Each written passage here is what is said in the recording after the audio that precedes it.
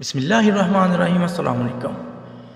قرآن مجید میں ہے کہ اللہ تعالیٰ حق بات بیان کرنے سے حیا نہیں کرتے۔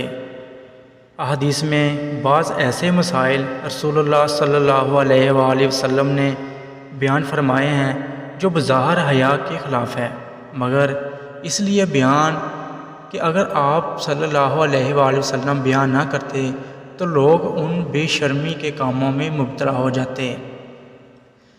اسی وجہ سے آج کل ہمارے معاشرے میں ایک گناہ جس میں لوگ مبتلا ہیں وہ ہے حیا کے خلاف، مگر ہے بہرحال شریعت کا مسئلہ اور لوگ اس میں مبتلا بھی ہے، اس لیے بتانا ضروری ہے۔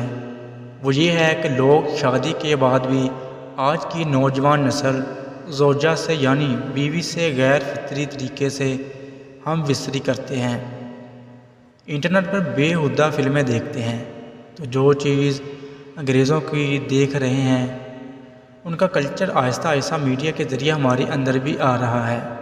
اللہ کے رسول نے لعنت فرمائی ایک روایت میں ہے کہ اللہ اس کی طرف دیکھے گا نہیں کہ جو اپنی زوجہ یعنی بیوی سے پچھلے راستے سے ہم بستری کرے گا۔ یہ بیماری بھی، یہ گندگی بھی بڑھتی جا رہی ہے، خاص طور پر جن کو لڑکوں سے بدفعلی کی عادت بڑھ جائے تو وہ اپنی زوجہ سے فطری راستے سے ہم بستری نہیں کرتے۔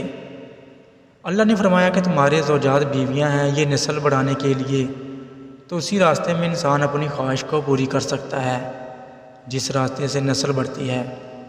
اس کے علاوہ کسی اور راستے سے اپنی خواہش کو پورا کرنا حرام ہے اور گناہ کبیرہ اور گندگی ہے۔ اللہ حافظ۔